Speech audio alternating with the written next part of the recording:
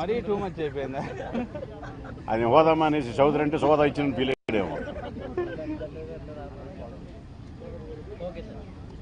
Ready? ఈరోజు మరొక్కసారి parliament సాక్షిగా ప్రజాస్వామ్యాన్ని చేసినట్లుగా చేశారు ఈ భారతీయ జనతా పార్టీ వాళ్ళు. వాళ్ళ కొత్తగా వచ్చిన మెంబరు కానీ ఇప్పుడు ప్రస్తుతానికి ఉన్న ఫైనాన్స్ మినిస్టర్ గారు కానీ హోమ్ మినిస్టర్ గారు కానీ అందరూ కూడా సత్యాలకు దూరంగా మాట్లాడటం జరిగింది. ఈ విధంగా వాళ్ళు ఈ దేశాన్ని ఎక్కడికి తీసుకెళ్లాలనుకుంటున్నారో అర్థం కాని పరిస్థితి. కానీ ఏ ఒక్కటి కూడా నిజం అనేది చెప్పలేదు. అంతకు పైగా వాళ్ళు గత 4 సంవత్సరాల నుంచి చేస్తున్న ఉపన్యాసాలనే మళ్ళీ ఇంకొకసారి అరిగిపోయిన గ్రాండ్ కార్డ్ లాగా వినిపించడం జరిగింది. ముఖ్యంగా పీయూష్ గోయల్ గారు ఇంకా కొత్త సినిమా వేయడానికి మొదలుపెట్టారు. ఆయన 14th ఫైనాన్స్ కమిషన్లో స్పెషల్ కేటగిరీ స్టేటస్ని కనుక కన్సిడర్ చేసుంటే ఆ రెవెన్యూ డెఫిసిట్ వచ్చేది కాదని ఆయనకి పాపం తెలుసుకోవాల్సింది ఏంటంటే, ఫైనాన్స్ కమిషన్ ఎప్పుడైనా సరే స్టేట్ రెవెన్యూ ఎక్స్పెండిచర్ని బట్టి డెఫిసిట్ ఎంత అనేది తెలుస్తుంది. సెంట్రల్లీ స్పాన్సర్డ్ స్కీమ్స్ సపరేట్గా ఉంటాయి. సెంట్రల్లీ స్పాన్సర్డ్ స్కీమ్స్కి ఇచ్చిన వెసులుబాటు ఏదైతే అప్పటి ప్రధానమంత్రి మన్మోహన్ సింగ్ గారు ఇచ్చారో వాటి గురించి మాట్లాడుతూ ఉంటే మనం ప్రశ్న ఒకటి అడిగితే సమాధానం ఇంకోటి చెప్పారు.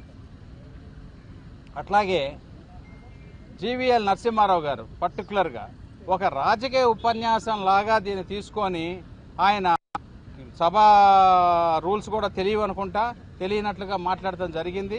చాలా దురదృష్టకరం. ఈరోజు క్లియర్ కట్గా భారతీయ జనతా పార్టీకి ఆంధ్రప్రదేశ్ మీద ఎట్టి పరిస్థితుల్లోనూ వాళ్ళకి ప్రామిస్ చేసి చేద్దామని కానీ రాజ్యాంగపరంగా చేయవలసిన బాధ్యతలు కానీ వాళ్ళకి ఏమాత్రం పట్టినట్లుగా ఉన్నాయి.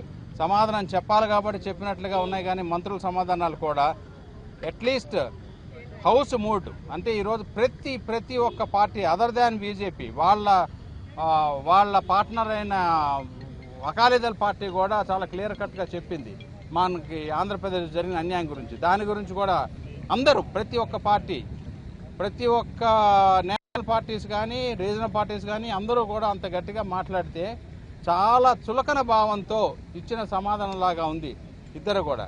దాంట్లో మధ్యలో మానవ వనరుల మంత్రి గారు ఆయన ఏం చెప్తారు, ఎక్కడో కర్నూలులో ఐఐటి నడుస్తుందంటారు. కర్నూలు నడవట్లేదు నాయన, కంచీపురంలో నడుస్తుందని కూడా చెప్పడం జరిగింది. వాటన్నిటికీ కూడా ఏ ఒక్కదానికి కూడా మంత్రులు ఎవరు ఈళ్ళు కాకుండా మాకు ఈరోజు నెంబర్ ఉంది, మేము మెంబర్స్ని గౌరవించాం, మేము ప్రజాస్వామ్యాన్ని గౌరవించాం, బీజేపీ కాన్స్టిట్యూషన్ రాసుకోవడానికి వాళ్ళు సిద్ధపడే విధంగా కనపడింది ఈరోజు వాళ్ళ ప్రవర్తన చూస్తే. 3 మంత్రులు మాట్లాడారు, ఒక కొత్త మెంబర్ మాట్లాడారు. అందరి ధోరణి కూడా అదే విధంగా ఉంది. చాలా చాలా చాలా అన్యాయంగా ఉంది. అలాగే మేము ప్రతిపక్ష పార్టీలు కూడా లేచి ఒకసారి వాకౌట్ చేసి ముందు చైర్మన్ గారు సభని వాయిదా వేయటం కూడా చాలా ఆశ్చర్యం కల్పించింది మాకు. కనీసం వాకౌట్ చేసుంటే వాళ్ళకి ఏమన్నా కొన్ని సెన్సిటైజ్ అయ్యేవారు అని అనుకున్నాం మేము. అది కూడా కానికుండా చేశారు. చాలా ఇది ఇంకొక రోజు ఆంధ్రప్రదేశ్ ప్రజలకి ఆంధ్రప్రదేశ్కి ఈరోజు ఇంకొక బ్లాక్ డే కింద మనందరం కూడా రాసుకోవాల్సిన అవసరం ఉంది.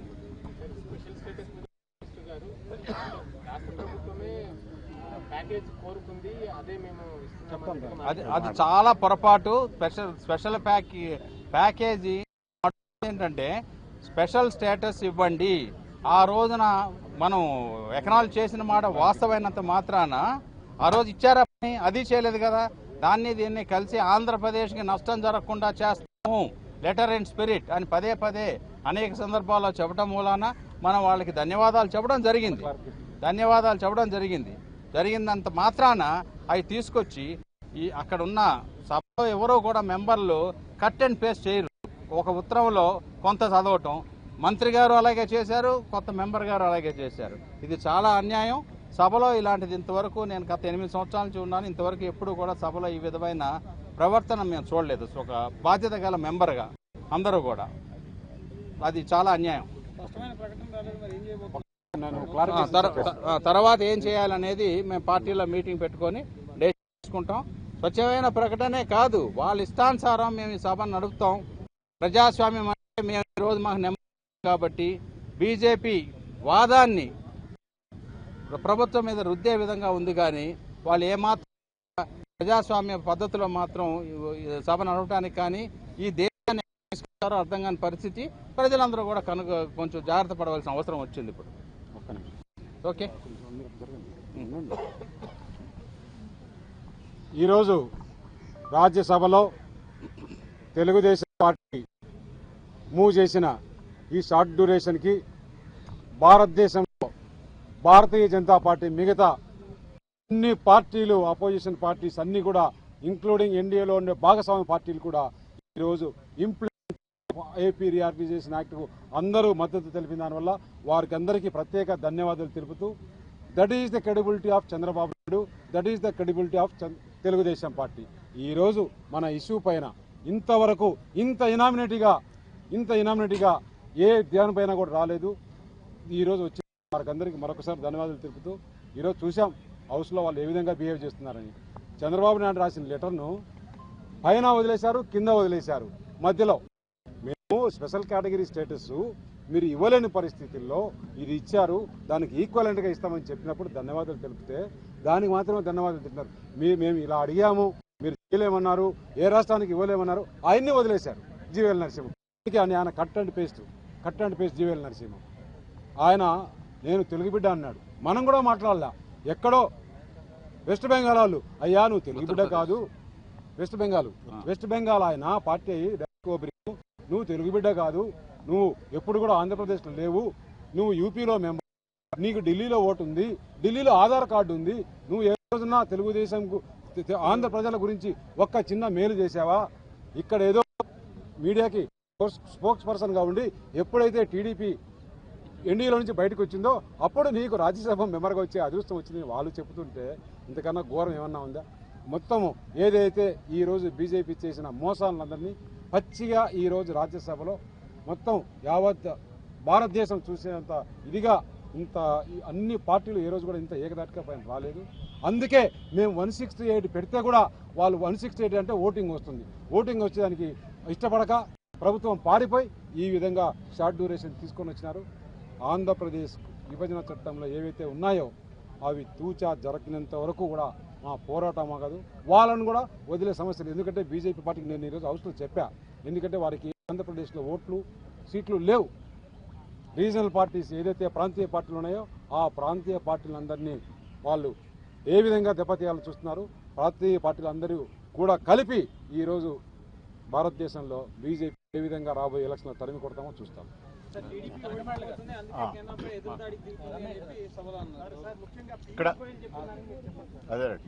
ఇక్కడ వాళ్ళ ముగ్గురు మంత్రులు సమాధానం చెప్పారు. సమాధానం చెప్పుకుని దులుపుకుని వెళ్ళిపోయారు. సమాధానం అంటే వాళ్ళు అనుకున్న సమాధానం, మేము అడిగిన ప్రశ్నలే కాదు. ఎందుకంటే మేము లేవరెత్తినటువంటి అంశాలు 90% ఇంప్లిమెంట్ చేశామని రాజ్నాథ్ సింగ్ గారు సభలో దాన్ని తప్పుదారి పట్టించే ప్రయత్నం చేశారు. అలాగే ఆర్థిక మంత్రి గారు కూడా మేము ఇంప్లిమెంట్ చేశాం, నష్టాన్ని కూడా భర్తీ చేశాం అని చెప్పేసి 14th ఫైనాన్షియల్ కమిషన్ గురించి రిఫరెన్స్ లేనిది ఉన్నట్టుగా చెప్పారు. వీటన్నిటికైనా దుర్మార్గమైనటువంటిది తెలుగు రాష్ట్రంలో లేకుండా ఎక్కడెక్కడో ఉత్తరప్రదేశ్ నుంచి వచ్చి వాళ్ళకి తెలుగు రాష్ట్రాల ప్రజల యొక్క మనోభావాలతో సంబంధం లేదు. పార్టీ ప్రయోజనాలే, రాజకీయ ప్రయోజనాలే ముఖ్యం. ఎందుకంటే అతను రాజ్యసభ సభ్యుడిగా చేసినందుకు గాను కృతజ్ఞత తీర్చుకోవడానికి, లేకపోతే ఇంకా కొంచెం ఎక్కువ చంద్రబాబు నాయుడిని తిడితే మళ్ళీ ఇంకేదైనా మంత్రి పదవి ఇస్తారేమన్నటువంటి ఆలోచనతో తెలుగు ప్రజల పట్ల మరింత దుర్మార్గంగా వ్యవహరించాడు జీవీఎల్ నరసింహ. సభ సాక్షిగా ఈరోజు తెలుగు ప్రజలని మరింత మోసం చేసేటటువంటి వాళ్ళ యొక్క దుర్మార్గపు నేచర్ బట్టబయలైంది.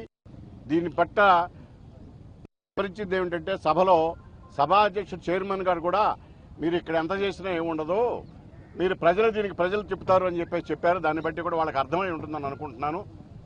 సభలో జరిగినటువంటి చైర్మన్ గారు గ్రహించారు, కానీ మిగతా వాళ్ళు బీజేపీ వాళ్ళు కళ్ళుండి చూడలేని వాళ్ళగా, చెవులుండి వినలేని వాళ్ళగా తయారయ్యి ఆంధ్రప్రదేశ్ ప్రజలని, మోడీ గారిని ఒక్కళ్ళని సాటిస్ఫై చేయడం కోసం 5 కోట్ల తెలుగు ప్రజలని వాళ్ళు నమ్మించి మోసం చేశారు.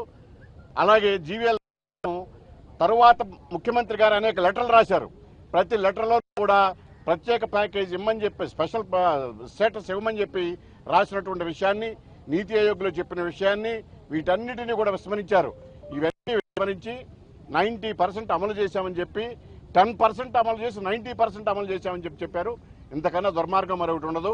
వాళ్ళు సభలో వాళ్ళని సమర్థించుకోలేరు, కానీ ప్రజాక్షేత్రంలో వాళ్ళని సమర్థించుకోలేరు.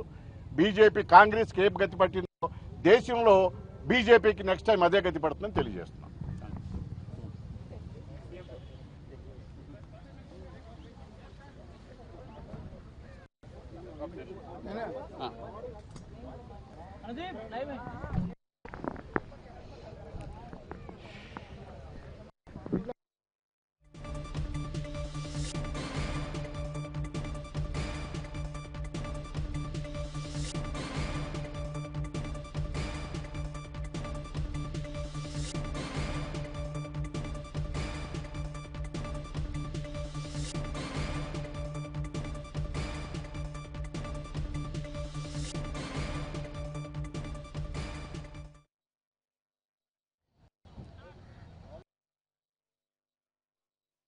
చర్చ జరిగింది. స్వల్పకాలిక చర్చ సుమారు 4 గంటల పాటు జరిగినటువంటి ఈ చర్చ సందర్భంగా తెలుగుదేశం పార్టీలకు సంబంధించినటువంటి ఎంపీలు, వైఎస్ఆర్సీపీ, కాంగ్రెస్ అందరూ కూడా ఈ చర్చలో పాల్గొన్నారు. అయితే ఫోకస్డ్ గా ఇది జరిగిందని చెప్పుకోవచ్చు. అయితే ఏదైతే ప్రత్యేక హోదా గురించి మాత్రం ప్రత్యేకమైన హామీ ఎటువంటి రాలేదు. ఇటు రాజ్నాథ్ సింగ్ మాట్లాడుతూ కూడా ప్రత్యేక హోదా గురించి ఇచ్చేది లేదు, ఇక ప్రత్యేక ప్యాకేజీని ఇస్తామంటూ కూడా ఆయన తెలిపారు. తెలుగుదేశం ఉన్నా లేకపోయినా తెలుగు ప్రజల కోసం ఆ ప్యాకేజీకి సంబంధించిన నిధులను విడుదల చేస్తామంటున్నారు. అయితే రాజ్నాథ్ సింగ్ ప్రసంగం ఏ మేరకు సంతృప్తి కలిగించింది అన్నది మనతో వివరించడానికి టీడీపీ నేత తోట నరసింహ గారు మనతో ఉన్నారు. నరసింహ గారు, ఎట్లా ఉంది రాజ్నాథ్ సింగ్ మొన్న ఏదైతే లోక్సభలో చెప్పారో అదే ఇక్కడ చెప్పినట్టు మీరు భావిస్తున్నారు అని కొత్తగా ఉందా? మరి ఈరోజు రాజ్నాథ్ సింగ్ గారు ఈ యొక్క రాజ్యసభలో స్వల్పకాలిక చర్చకి సంబంధించి ఇచ్చినటువంటి సమాధానం కానీ, మొన్న ఫ్రైడే రోజున మరి లోక్సభ సభ్యులుగా మేము ఇచ్చినటువంటి అవిశ్వాస తీర్మానానికి కానీ సమాధానం ఒకే మాదిరిగా ఇవ్వడం జరిగింది.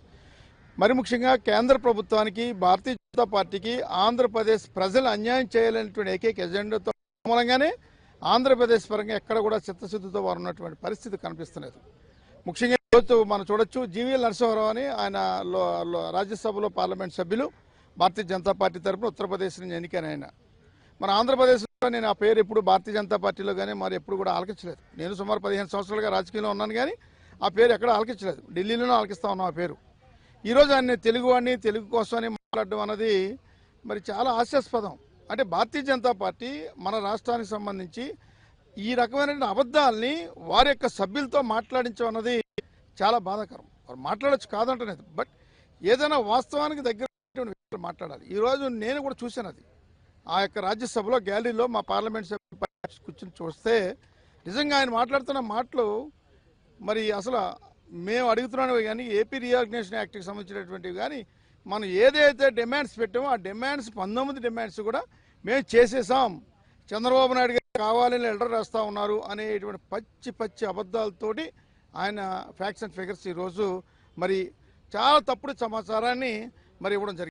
మేము ఇస్తా ఉన్నాం, బుక్లెట్స్ ఇచ్చాం, గౌరవ ముఖ్యమంత్రి గారి యొక్క సందేశం కానీ మన ఆంధ్రప్రదేశ్కి ఏమేమి చేశారు అన్నది ఫ్యాక్ట్స్ అండ్ ఫిగర్స్ ఇచ్చాం.